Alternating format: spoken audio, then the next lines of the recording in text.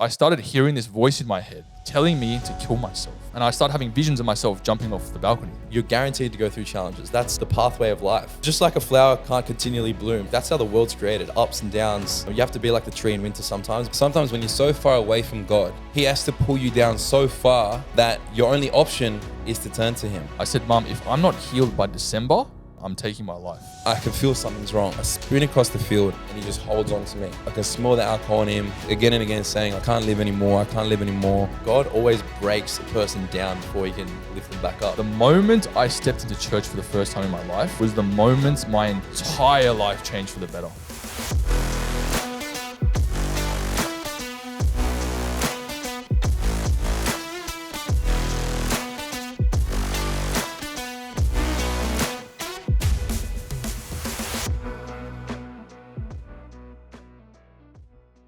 Welcome back to another episode in the locker room.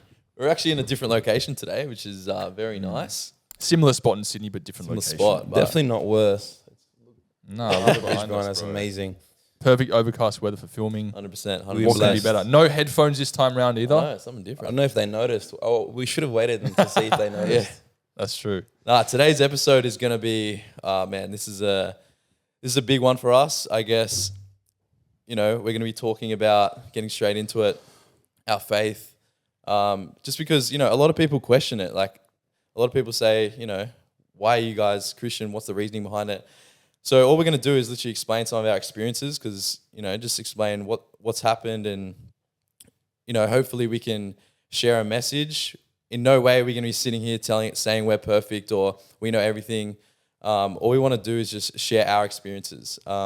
And I encourage you, even if you're not Christian, or I believe you can learn something from everyone, right? Everyone's story. So just think of it with an open mind. We're not going to tell you, we're not going to try to push anything on you. Like, you know, you're open to your own beliefs. You're your own person. You can decide whatever life you want to live. All we want to do is share our experiences because this has helped transform our lives in every single way.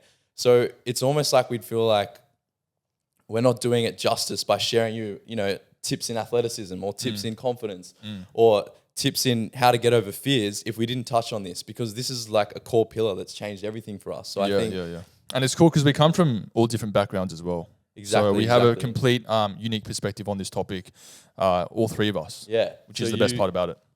I do want to give a quick rundown. Like, you actually grew up fully atheist, whereas me and Chris were more so like grew up Christian. So we've got multiple sides of the story, which is pretty crazy. Like we're not all saying like, massively, you know, we know everything, but I think this is going to be a powerful one. This is deep for us. We've been praying about this all week, and we've been obviously asking God how we should sort of conduct this episode. And I think it's going to be a powerful one. It's one that we've been looking forward to for a long time as well. 100%. So while you've got the mic, why don't you start us off, Jamie? Yeah, your story, bro, is honestly like anyone who hears this, even if you're not Christian, like your mind will be absolutely blown. And we were there, like behind the scenes, like we saw this live. So yeah, it's a very cool story. So why don't you get on? Give us a rundown, bro. All right, yeah, cool. So basically, I'm 30 years old. I was an atheist for about 27 years of my life.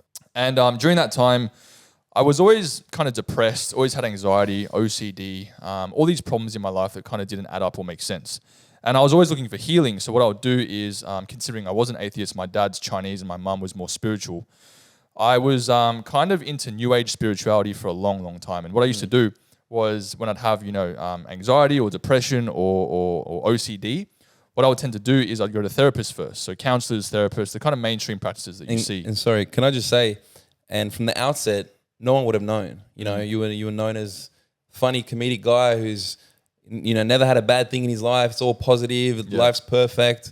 But, you know, behind closed doors, we know that you were going through a lot, and it's amazing to see, you know. That's right, yeah. I was going through a lot, yeah, for sure. And no one sort of saw that side apart from my best mate. So during this time, you know, I was taking the advice of, you know, the mainstream, which was, you know, go to counseling, go to therapy, get on some drugs if you feel a bit depressed, serotonin, drugs that raise your levels. And all these things just didn't work. And I was doing this for a long time. And then I got introduced to the New Age.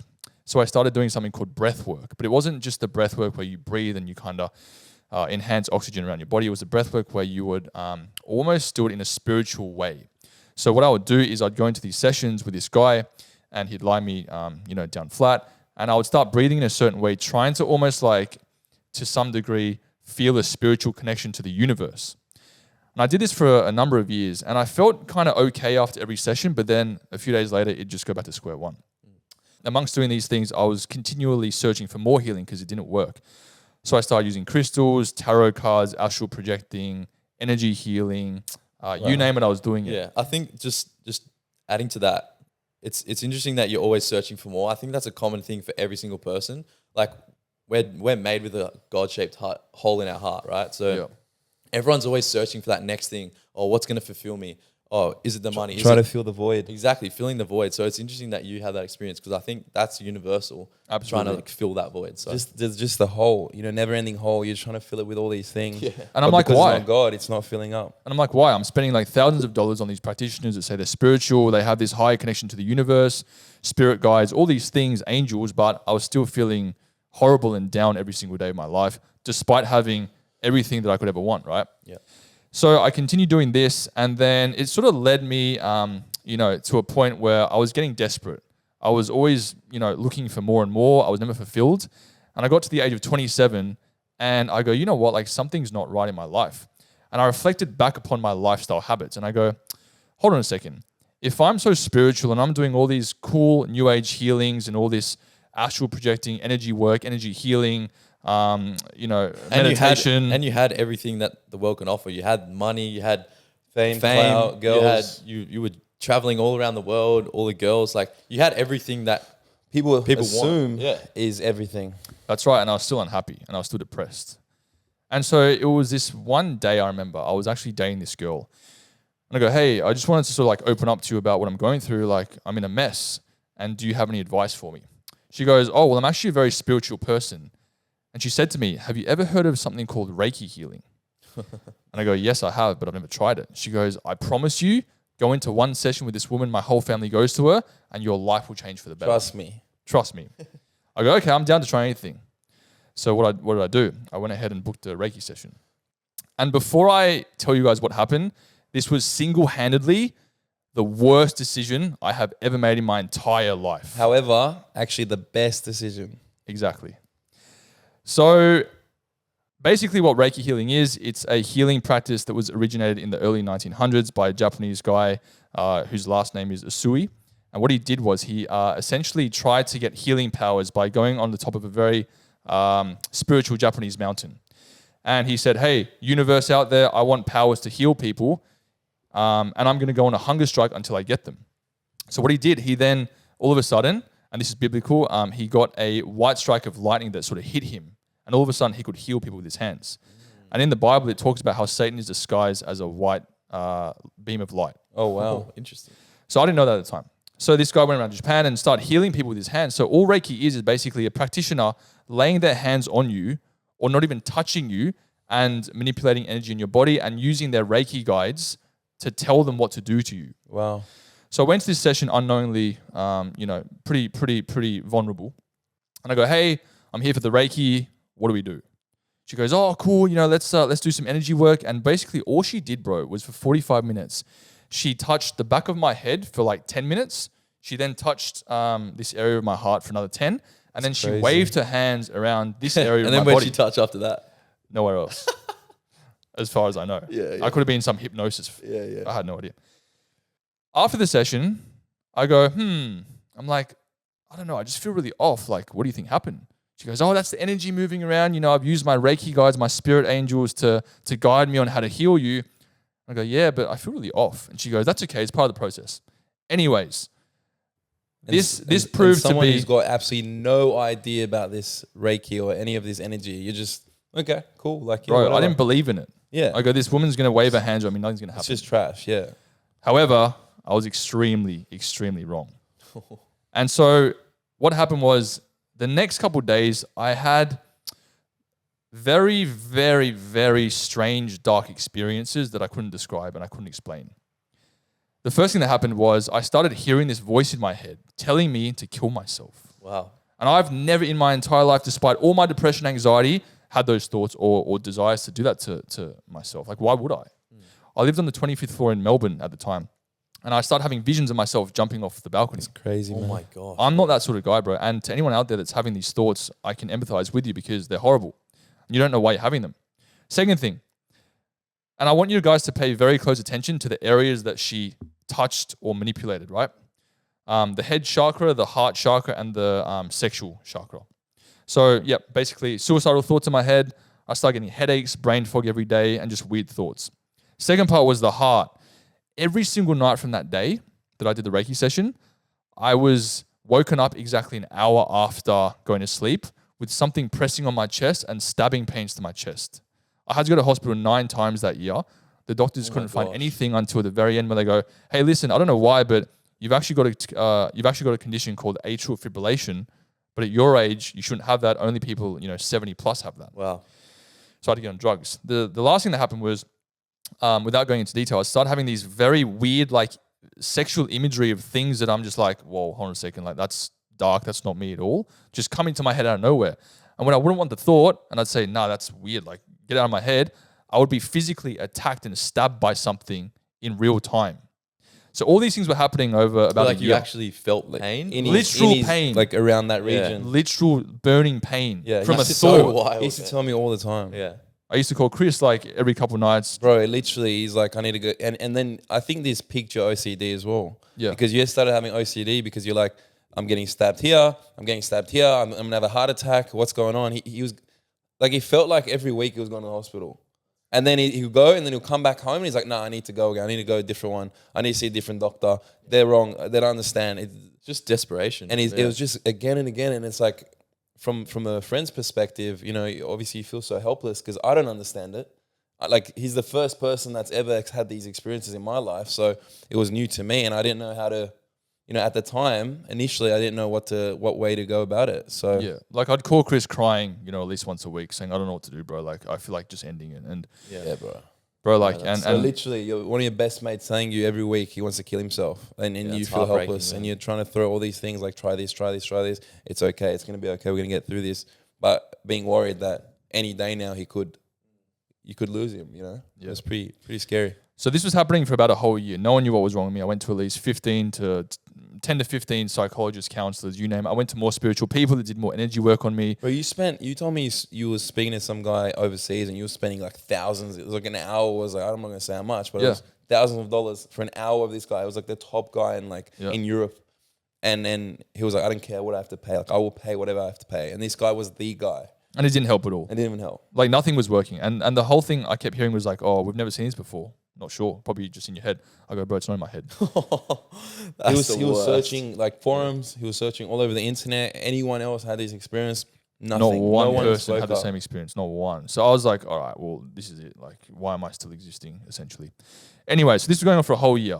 And obviously, Chris was with me during the time. He was probably the one that I confided in the most. And I remember you sent me your mum and you and your mum sent me a book about God. So yeah, just to go on that. Before we sent you the book, towards the end when Jamie was asking me, I don't know what to do. He's crying. He's telling me he's suicidal. At the end of the day, I was like, look, for me, what helps me is I pray.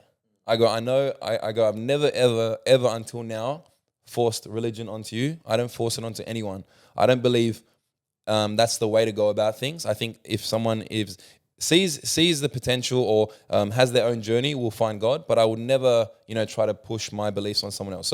So I said to him, look, I go, just try praying. I don't know how to pray. He said, I don't know how to pray. What do I say? I go, and by the way, I used to almost despise God. When I'd see Jesus preachers in the street, I used to hate them for some reason. So I'm like, just pray. I go, he's literally crying. I go, get on your knees. I go on your bed, get on your knees and just stay silent for a few seconds and then just say your heart. Say what you feel. Try to speak to God. I go, I'm gonna send you some links as well, like some general prayers, like just get you into the kind of the rhythm, just to try this. And I go, just have a crack. And then a couple of days went past and he was kind of like, oh, I did, but it didn't really work and I didn't know what to say. Anyway, mum's like, I spoke to my mum because my mum's, very religious, born again Christian. She's like, I've got the perfect book for him. And it was, what was the book? It was like how to find God what's or the meaning of Yeah. God or Yeah, we something? spoke about this on last Very episode, basic book, yeah. And I read it, front to back. And it was funny because during that time I was reading the book and for some reason I still thought God, the creator of all things and all beings, wasn't as powerful as the Reiki angels that I entrusted in before. So I kind of, read the book, but I didn't feel anything. And then I sort of was led down a different spiral where I actually, being completely honest, I attempted to like end my life. And this was a moment that, was this the alcohol? Was this? Yeah. So what happened was Bro, I just got goosebumps. I mean, like, what do you do when 20 to 30 people tell you there's nothing wrong with you, it's all in your head, and we've never seen this case before? Every single person, not one person could relate to me on the internet. Yeah, you'd feel so no one I alone. knew, no one knew what the hell was wrong with me. I'm at work. I'm a personal trainer. I'm at work, and I start getting calls. And then after my client, I go on my phone and my phone's going off. Everyone's messaging me. Have you seen Jamie? Where's Jamie? Where's Jamie? And then I'm like, start freaking out because no one's seen Jamie. Everyone's worried. I call his mum, and his mum said, I don't know where he is. I think he may have been drinking. He left early. I haven't seen him all day. He never does this. So I can feel something's wrong. I'm on Instagram. We're in like a group chat. Like everyone's messaging each other. Have you seen him? I checked here. Have you seen it? I'm like, all right. I know Jamie better than everyone. I'm like, where would he be? And I go, bang. And this is, honestly, this was God. I go to his mum. I go, I know where he is. I go, come here. I said to all the guys.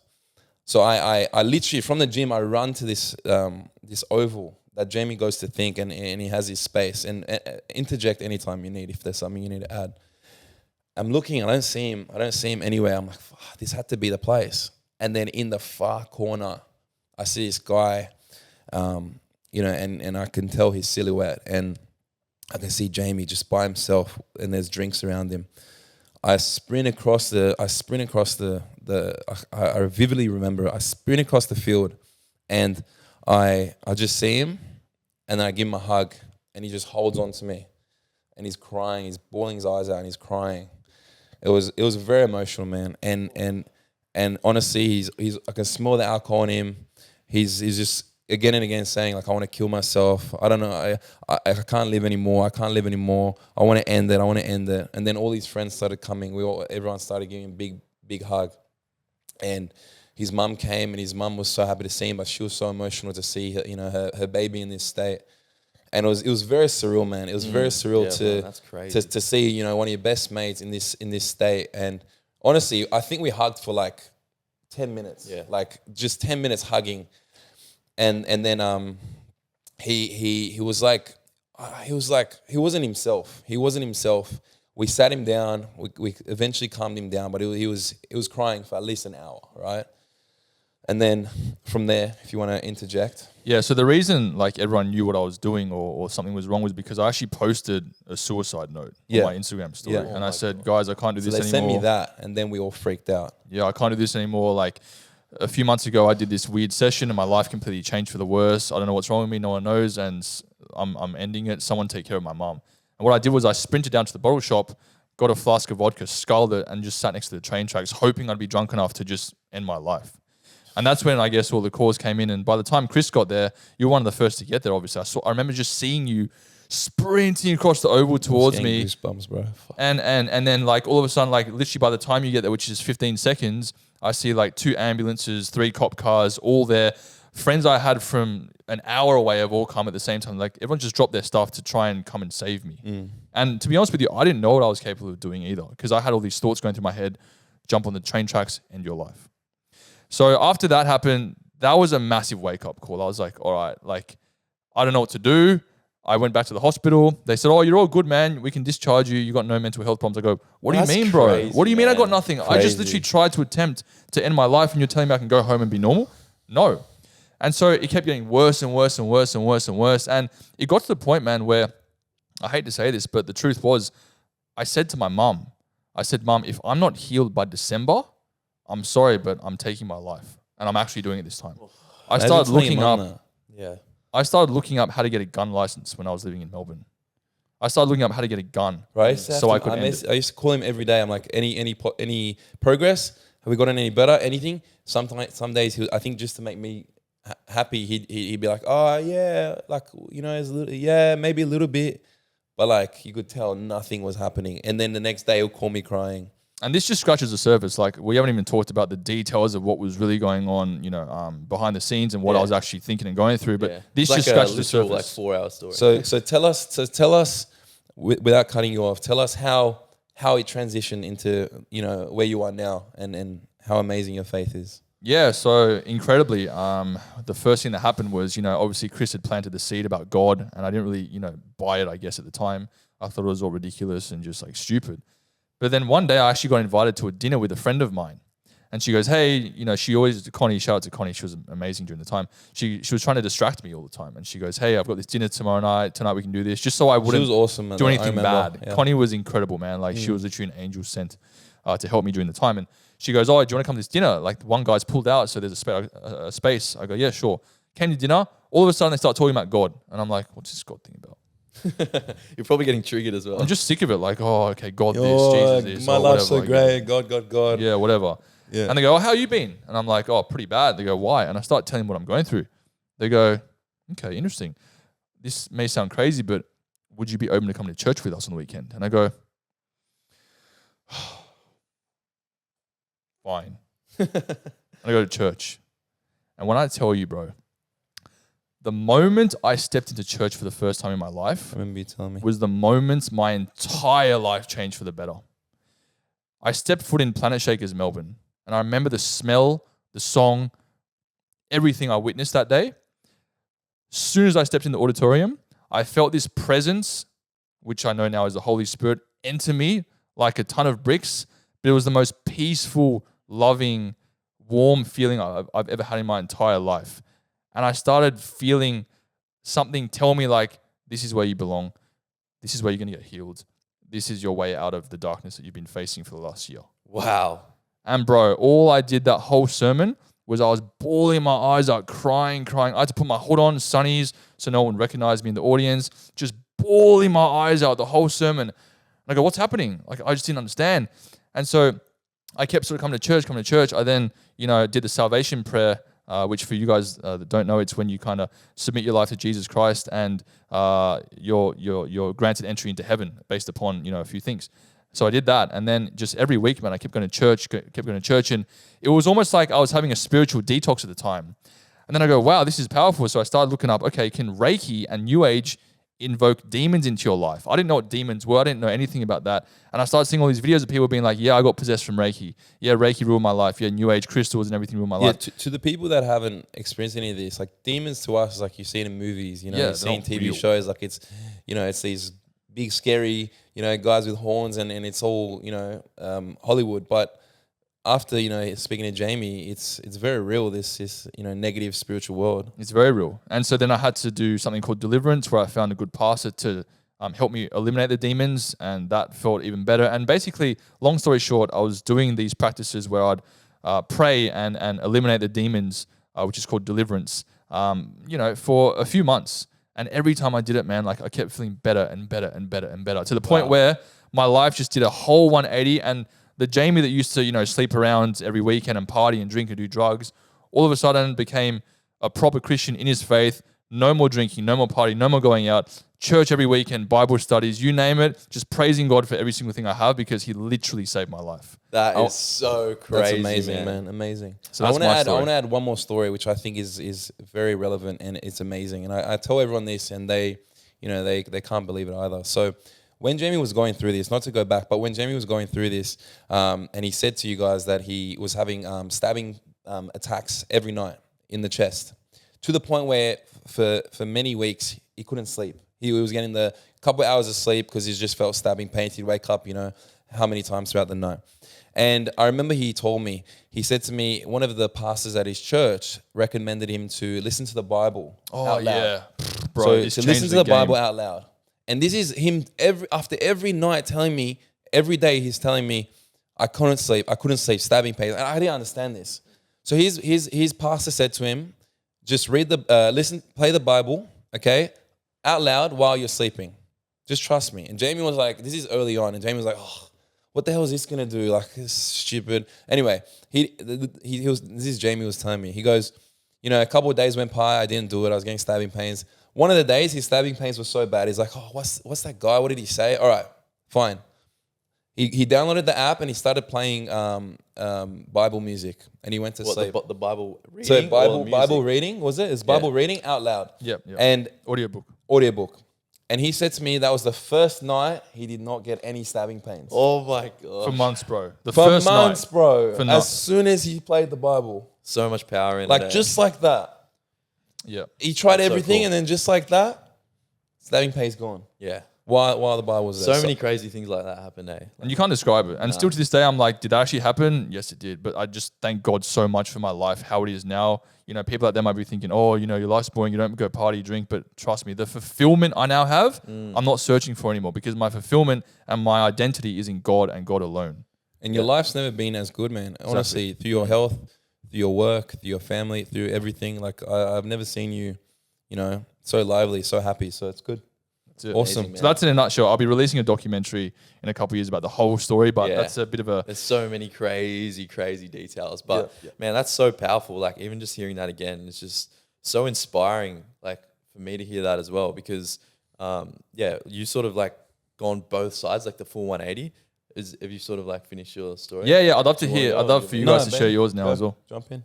Yeah. So I mean, just hearing that is so inspiring for me because I've sort of come from the other side. So I'm like the total opposite, probably similar to you, Chris. Yeah. Like Crazy, man. I grew up and my family is Christian. So total complete to you, like you were sort of atheist and everything. I actually grew up Christian. So I grew up in the church. My parents ran a church as well. So I was sort of around this kind of stuff from birth, right? You know, always at church. It was just something that you did as routine. You know, your parents like, okay, we're Christian. My parents say, you know, this is what we do. And that's fine. Like, you know, when you're young, you just sort of run along with it. And then it sort of gets to the point where, you know, you get 16, 17 and you're like, it's not real for you. Like you haven't had your own experience. Whereas that for you, you know, it's so real that you have your own faith. Whereas for me, it was just my family. So like, it doesn't mean anything to me. And I'm sure a lot of people out there have grown up Christian. They're like, oh, you know, you start questioning everything because, you know, it's just all you've ever known.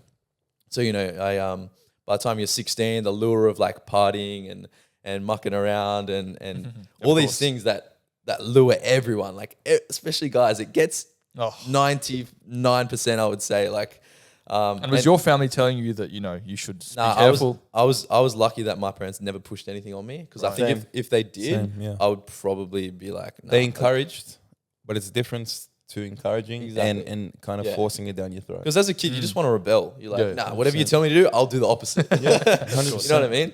So yeah, I'm like, you know, in church, and then I go my own way for probably like 8 years or so.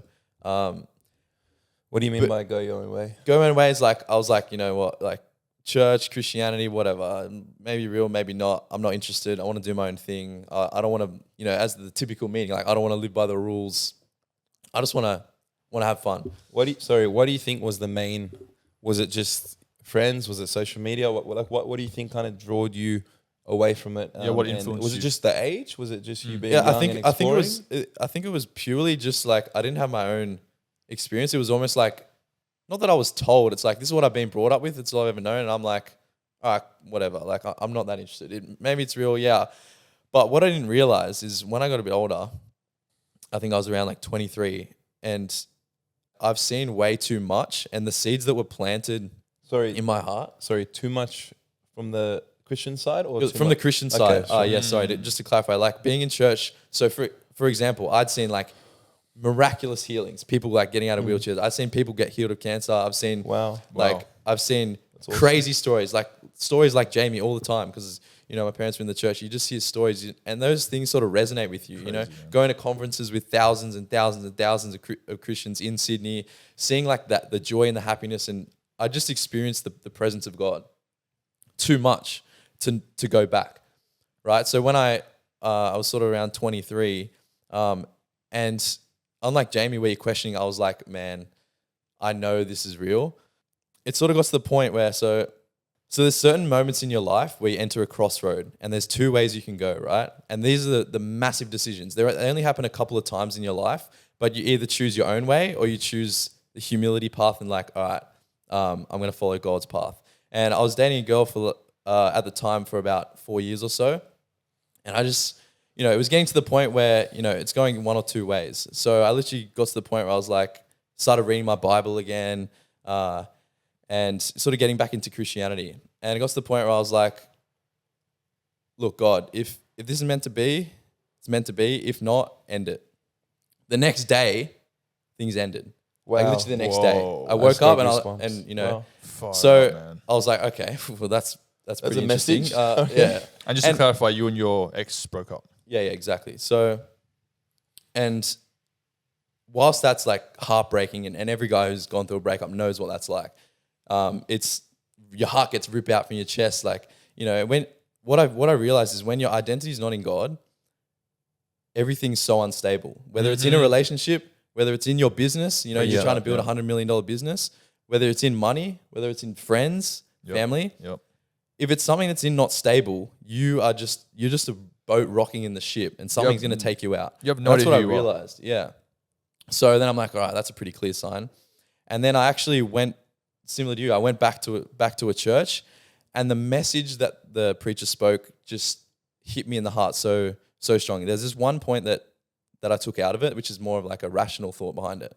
He said, there's no denial that Jesus was a human on earth, right? Mm. Even atheists, even every religion knows that Jesus was a man on earth. Yep. So there's only two possible outcomes. Either he's the most psychopathic, manipulative, genius human being who's ever walked the earth, who's fooled billions of people into following his religion, and he's brainwashed the world as like the craziest brainwashing of all time, to the point where our calendars around him, we still celebrate him 2,000 years later. So true. Insane. Man. Like, it's either that or he was who he says he is, and that's the Son of God. They're the only two options. There's no other way about it. Goosebumps. And as soon as I heard that, I'm like, that makes so much sense. And if you've been to church, you've experienced God. Like, it's just a feeling in your heart that gets filled. It's like that void. It's like, I know this is real, and no one can tell me otherwise. Yeah. I don't care what anyone says. Like, so that was like a crazy moment for me. And from there, like, I opened the Bible. I was at home just after that. I was at home. I felt prompted, God sort of prompted me to open the Bible. I'd never opened this Bible forever. It was dusty in my closet. I was like, had to go digging for it. I was like, and it said, just open up to a random page. And I was like, oh, that's kind of weird. Bro, this was the craziest experience. I open up to a random page. There it was, this passage. It was Proverbs 4 verse 10. And in my Bible, it says 2 pathways.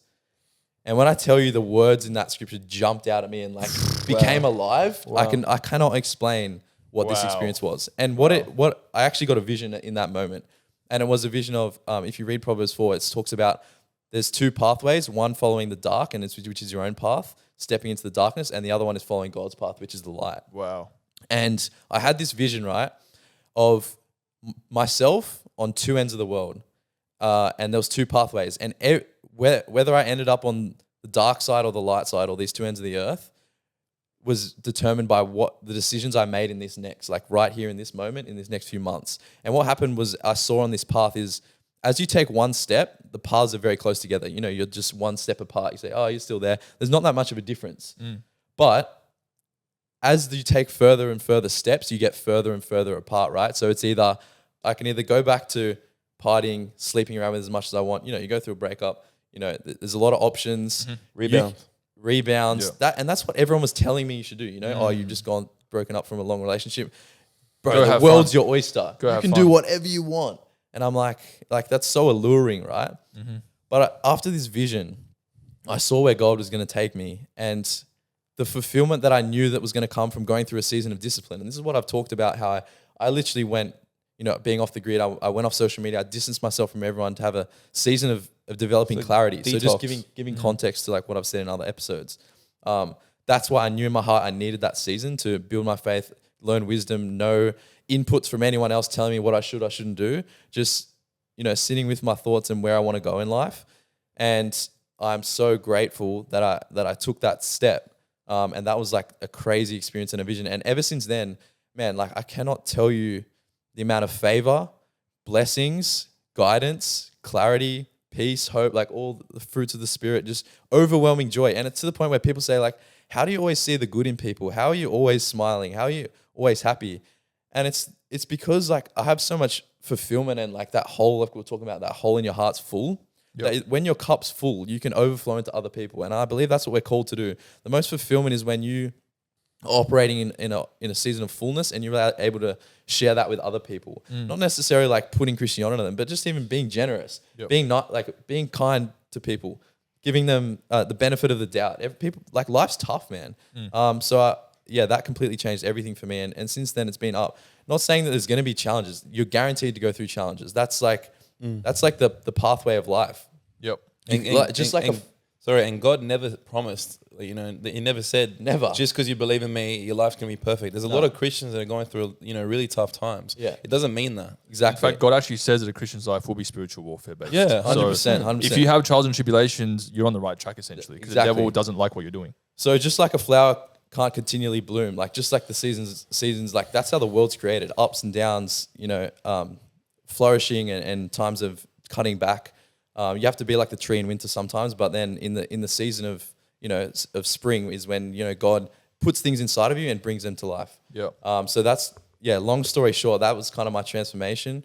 Wow. And like we're saying, people say, oh, that didn't happen. Like they might be thinking, that didn't happen. Oh, it's all in your head. No one can take away from me like what I experienced, and that's what's so precious as well. So, ever since that, it was probably 2 years ago, me and Jamie actually like came to got saved or became Christian on the same month as well, which is crazy, or came back to faith. So, it's only been a short time, so we're still learning, we're still on the path. I'm sure there's going to be many challenges and things, but that's what we love in the locker room. Like, we're able to share these experiences, learn from each other, and build this community with you guys as well. You guys have probably gone through other certain experiences, but if we're building that community together, support each other, feed each other knowledge and insight, then we're just going to grow. And that's what I'm so excited for, man, because I know there's so many people out there that probably are on the same page with us and want to be a part of that. So, long story short, that's my story. So you went from growing up as a church boy in a Christian family to then rebelling to then back to God. 100%, man. That's crazy, man. Seen too much. Yeah, wow. And I think, obviously as we, open up to you guys in the locker room and get vulnerable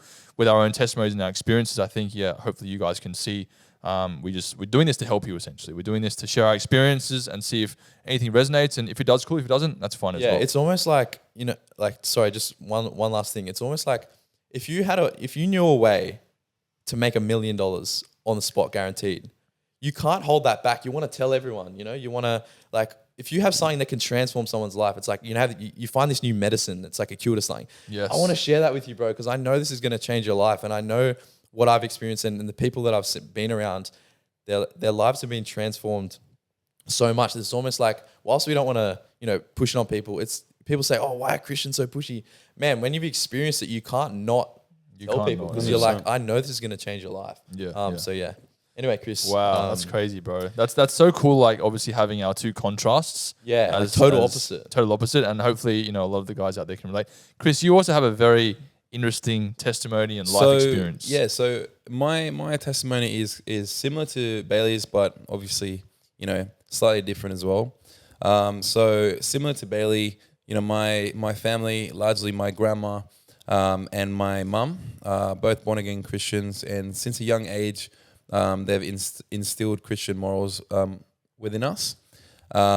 Basically, from a young age, we're taught to pray. Obviously at night we pray, before every meal we pray. And this is kind of like, it was almost like a rhyme that we knew. Like to us, it was just something we had to do. But at the time, obviously you're young, you don't know.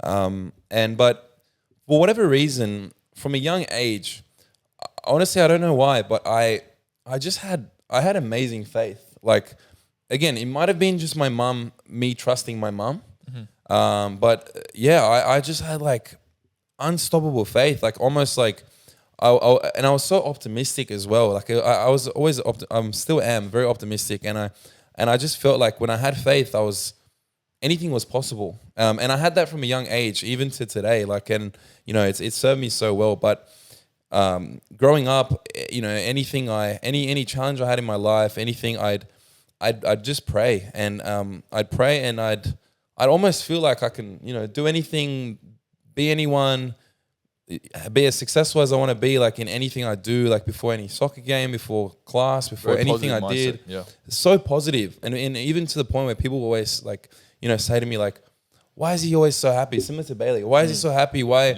if it feels like, his life's perfect and this and that. And whilst it's not perfect, and as Jamie said, it's not going to always be like this. And my life's not always perfect. I've got my ups and downs. But for whatever reason, it's like this overpowering just belief in God and therefore through God and myself.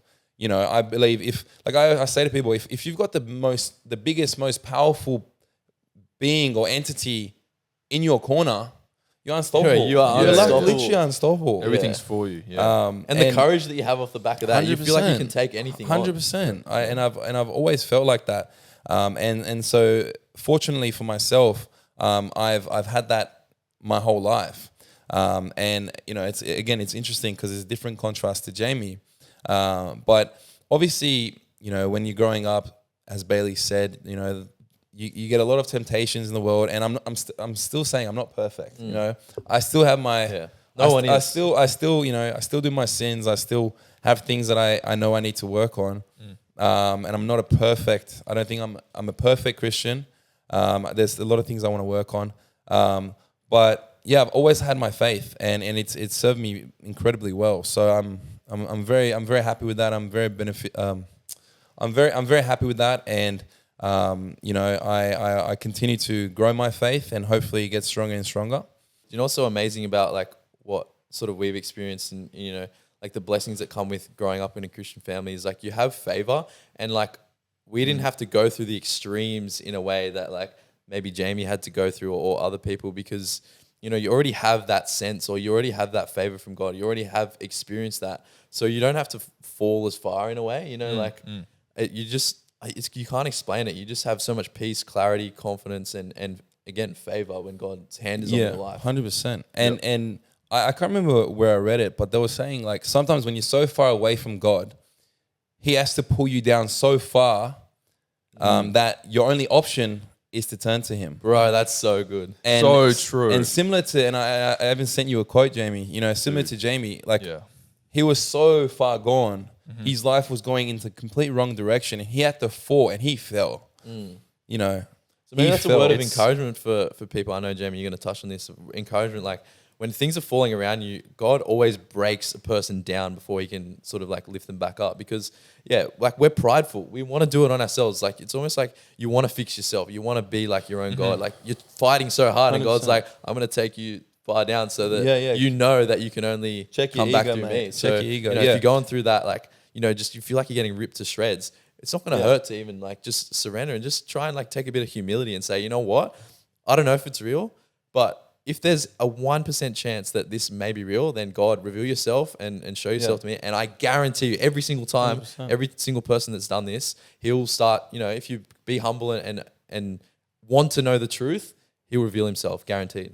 I think the biggest thing that turned atheists off believing in God is the fact that they have to live their life according to an instruction manual that someone they don't even believe in created. Or like a set of rules. Exactly, set of rules. But the thing is, like, people fail to realize that, and we touch on this a lot in the locker room, that discipline is actually true freedom.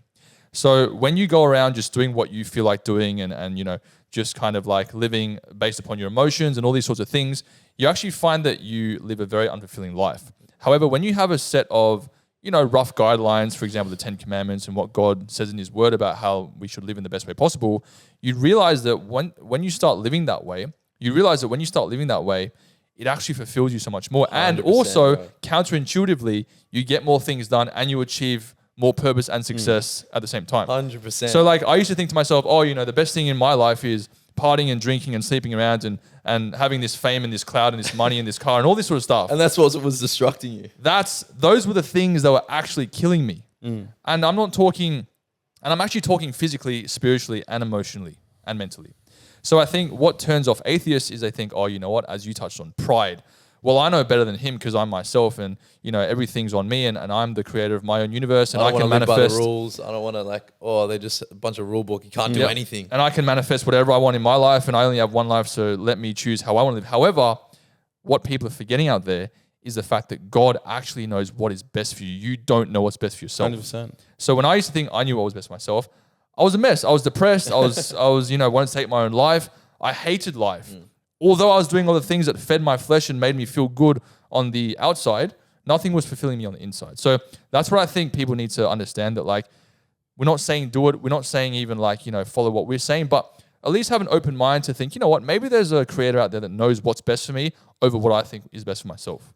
I used to think that every single thing that happened in my life, all my problems, all my depression, everything I was carrying was all on me. So, Bro, that's such a heavy burden. Like the weight of the world, bro, man. you don't understand, man. Like the burden I had on myself, and not only just myself, but my family and people I loved around me, was all on me. So if I had a bad day one day, it'd be my fault and the world would be ended. And the world would end. However, now that I believe in God, I literally say, hey, listen, God, like this is biblical as well.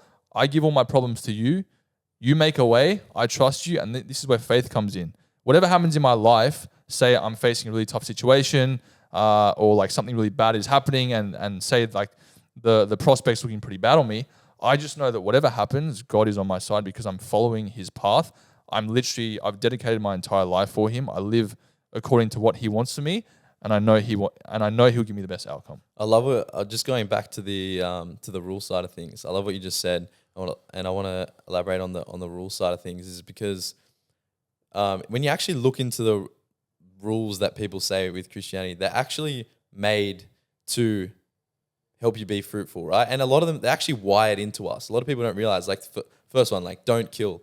A lot of people know that, right? Yeah. Like, where did that come from? That's an innate knowing and a desire because God put that inside of us. Don't steal, another standard one. Yeah.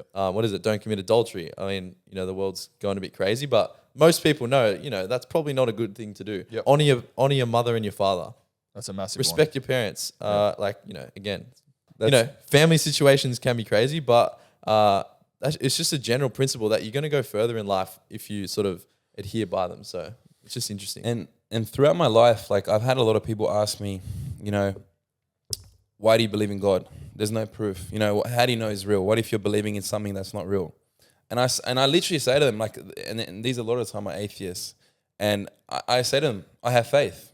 That's literally my only comeback I need. Like I go, I have faith.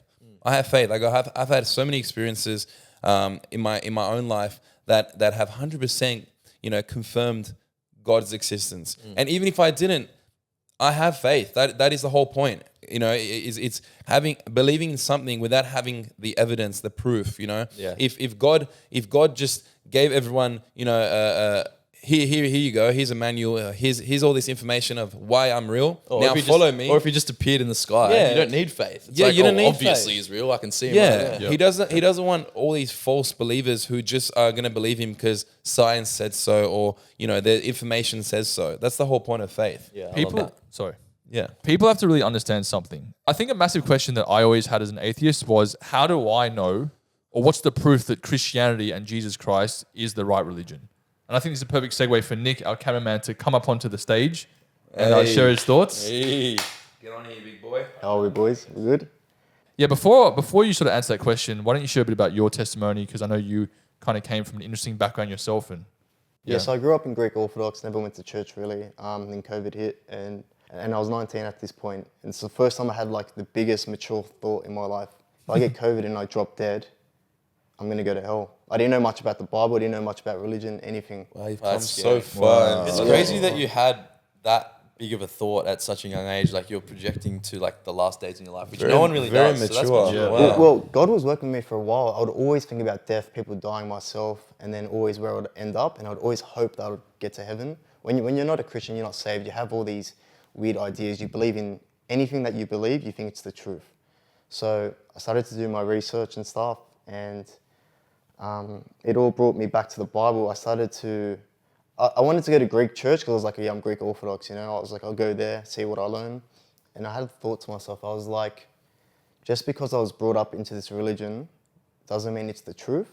I was like, everyone that was brought up in a religion, say it's Islam, Catholic, Greek Orthodox, Christian, whatever, everyone believes that's the truth because they were brought up into that. That's very and true. I was like, that's not really a good way to think because someone's going to be wrong. I'm like, what if I'm wrong? So I was like, let me do my research. So I started watching sermons online and I started listening to like some Bible believers. And I was listening to sermons every day for like a whole year, and I was learning a lot about the Bible, but I never knew what salvation was. And then I was watching this sermon one time, and he was talking about this verse. It was called Ephesians 2, verse 8 and 9. By grace are you saved through faith, and that not of yourselves, it is the gift of God, not of works, lest any man should boast. And that part, it was like, not of works? I was like, what does that mean, not of works? I was like, I thought you had to be a good person to get to heaven. I thought you had to do all this type of stuff. And then I started to research the gospel, what Jesus' message was truly about. And we all know that, yeah, Jesus died for our sins, but people still think you have to do works to get to heaven, even though everyone knows that he died for our sins. So then I started to research more. And the verse was like, says, it's a free gift from God. So if you think about a gift, right, you just receive it. Wow. A gift, if you give someone a gift and you say, true. now you have to do this and do that for me, then it's not a gift. Wow. Bro, that's so good. That's powerful. I love yeah. that. So it just clicked to me, and then this was when COVID was just over. I went to the pub. I was drinking, and I was drinking because I was still finding God. And that verse was stuck in my head. It was like, not by works, and it just stuck with me. And so I just kept researching, and then it just clicked to me. It was like a light bulb. A lot of people have that light bulb effect where they're like, this is it. This is the truth. And then I found out how to get saved, and I put my whole faith and trust in what Jesus did on the cross, and that's the gospel. So the way to get to heaven, just to simplify it, is we don't have to do anything. Jesus did all the work. He did everything. We can't do anything to get to heaven because we're sinners. God demands a blood sacrifice for the remission of sins. And we were sinless. The only person who wasn't sinless was Jesus. So that's why he had to die for us in place of us so that we could all be cleansed from sin. Wow. Bro, that's so good. I love that. That's crazy, man. And how has sort of, finding God and change your lifestyle helped your life? Oh, you don't know that some people, they're broken and then they find God. Me, I was fine. Like, I was happy, but then you realize you're like, it's not fulfilling. What I get joy out of in life now is bringing people to church, helping people find God. And for anyone who is questioning religion, Jesus, God, whatever, I'll just give you some tangible evidence of why Christianity is the truth. If you think about it, Jesus is the only name in history that is used as a cuss word. Wow. People say Jesus Yeah. Christ. They hit they hit the hand with a hammer. They say Jesus. Everyone just says it. It's all in the Hollywood movies. 100%. Yeah. And Hollywood celebrities aren't I allowed have to even clients talk that are about Jesus. atheists, and they do a set and they go, oh, Jesus Christ. Yeah. I'm like, why'd you say that? Yeah. They go, I don't know. Because there's power in that name. Yeah. as well, 'cause Yeah, they yeah. can feel it. That's right. Well, you Yeah. said the entire calendar year is based upon how many years has it been since Jesus Christ's existence Yeah. and death. Bro, I love what you just said. Yeah, That's, I love that's that. powerful. As Bayley said, there's power in the name. You see some people when we're preaching on the street, they get angry. You're preaching the gospel, you say Jesus, and they scream at you and they say Jesus isn't real, and they start mocking you. Dude, that was me. That was literally me. I didn't know why I hated Jesus. I And had I've no seen- idea. I've seen videos on this. I literally had no idea. I was like, why do I hate this guy? Yeah. Yeah, I don't. If you don't even believe it, then why do you care? Just keep walking. Something inside me just hated it, and now I know it's demonic. Yeah. Yeah. It's like if you don't believe unicorns are real, right? And someone goes, unicorns are real. Are you going to care? Why would you care? I don't care. Cool, bro. Like, high five. It's literally, know what I mean? I find that people don't care about the word God as much as Jesus Christ. Yeah. Bro, it just does something to your soul, and Yeah. I can attest to this completely. Yeah, crazy, 100%. And so why would you say God for you and Jesus is the one true God as opposed to all these other religions? But think about this, Jesus is the only one that rose from the dead. Everyone else is dead. And that's the truth. Jesus literally rose from the dead. When he rose, there was 200 witnesses there to see him rise from the dead. In a court of law, all you need is 2 witnesses. Jesus had 200 people that's there. Yeah. Yeah. Wow. There's 66 books in the Bible, and it's all about talking about one man, written thousands of years apart. Yeah. And they all line up And they all perfectly line and up. tell the same story. They all agree. The Old Testament prophesies the New Testament. Like, what are the chances of that? Bro, you tell your friend something, and a month later, he's told the story differently. Yeah. A month later. The next Bro. day. Chinese whispers. Yeah. This is how many people over how many years of how many books, and they're it's all perfect. aligned. That's insane. Yeah. People weren't born. That was good. People's Thank you. like, it's Bro, fantastic. amazing. man. Thank you, Thank you Nick. so much, Nick. That was great. That was great. Bro, you actually Awesome. smashed that. Yeah. I think it's the hard truth as well. Some people need to hear. But Yeah, and just to kind of touch on that, we're not saying that you need to believe what we believe. We're just simply showing our own testimonies, and Nick obviously has a background, so do we all, and we come from different experiences. And Bro, I love that. And God sort of puts eternity on our hearts anyway. Like we all desire for that eternal, life. And everyone knows deep down, that, like we were talking about before, that God-shaped hole. Everyone knows, I have to cry out to God at this crisis moment. And I think just a word of encouragement for people, like if you've had any sort of, questioning of it, or you have the tiniest 1% inkling, they're like, okay, maybe the millions or billions of Christians around the world who've lived in the last 2,000 years could potentially be right. Like billions of people might be onto something here. It's just worth exploring, like having a bit of a look into it, because this is your eternal life, like we're looking at here. Like, so yeah, it's the stakes are so high, and this is what helps me rationalize it as well. This is what I say to some of my friends who are atheists. If you're right, we're all in the same position. We all die. We all go to nothing. And at the bare minimum, I've lived a life where I've been generous. I've lived, a life that's fruitful. I've built great relationships, and I've been humble and submitted to a good cause. But if we're right, man, the stakes for you are so high. Like it's so worth at least looking into it or just questioning it, because this is eternal life we're talking about here, right? So if you don't believe or you have questions, then if you're right, like nothing happens. Like we're all in the same boat. But if we're right, like you just have to know with 100% certainty. And if you've never even looked into it, or you've never questioned it, or you've never had the thought, maybe you're super young, then yeah, like we're not telling you what to do, but if there's a chance, like just have a look into it, because yeah, the stakes are so high, and that's why we want to just say where we're at. And you shouldn't believe because you're scared you're going to go to hell. Yeah, 100%. You should believe because you believe in God's mission, you believe in what He stands for and what it is, and you want to live for something that's bigger than you. Faith for me is more than just a belief. It's the compass that guides me through the storms of life. Guys, if you guys have a similar experience, whether you have faith now, you're curious to find out more about faith, you need help finding your faith, please reach out to us. We'd love to encourage you. We'd love to give you some wisdom and, try to help you on your own journey. Sydney is a very big city, and you don't always get this view everywhere. This is the most iconic landmarks in the entire city, in the entire country, most likely. And shout out to Getaways. These guys have been amazing to us in terms of allowing us to use their facilities to do this podcast every single week. So if you guys do want to check them out, make sure to go to getaways.com.au or look in the link in the description below. Yeah, and I just want to give one quick message out there to the people that's maybe atheists or the people that may still be into New Age. The reality is that living a life without God and living a life where you think you're being spiritual via New Age spirituality practices such as Reiki, tarot cards, meditation, astral projecting, and more, is not going to lead you to a life of fulfillment, because all these things do is mask your problem but not actually get to the root of the cause. The only way that, take it from the biggest atheist in the world that I used to be. I literally hated God, hated Jesus. I was against all this stuff.